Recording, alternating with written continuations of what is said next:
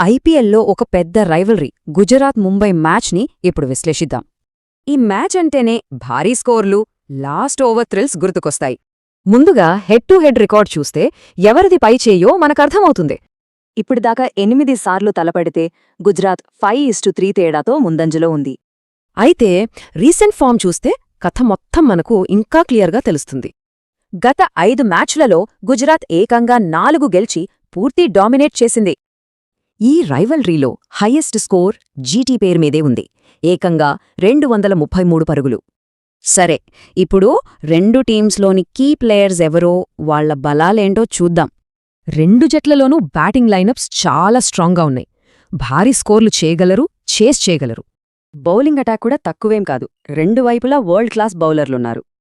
ఇప్పుడు అసలు విషయం, ఈ స్టార్ ప్లేయర్స్ మధ్య పోరు ఎలా ఉండబోతుందో చూద్దాం. ఒకవైపు గిల్ క్లాస్ బ్యాటింగ్, మరోవైపు బుమ్రా పదునైన బౌలింగ్. భలే ఉంటుంది పోరు. ఇక మిడిల్ ఓవర్స్లో సూర్యకుమార్ విధ్వంసం వర్సెస్ రషీద్ ఖాన్ స్పిన్ మాయా. పవర్ ప్లేలో రోహిత్ శర్మ అనుభవం, సిరాజ్ కొత్త బంతితో ఎలా చెలరేగుతాడో చూడాలి. ఈ ప్లేయర్ బ్యాటిల్స్ ఆధారంగానే రెండు టీమ్సు గేమ్ ప్లాన్ ఉంటుంది. Gujarat plan simple. గిల్, సుదర్శన్లతో బేస్ క్రియేట్ చేసి రషీద్తో కంట్రోల్ చేయడం.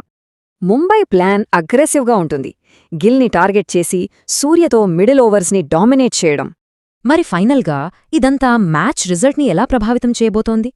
జీటీ నిలకడగా ఆడుతుంది, కానీ ఎంఐలో మ్యాచ్ని ఒక్కసారిగా మార్చేసే ప్లేయర్స్ ఉన్నారు. నిలకడ గెలుస్తుందా, లేక ఒకే ఒక్క ప్లేయర్ తన ప్రతిభతో మ్యాచ్ని మలుపు తిప్పుతాడా చూడాలి.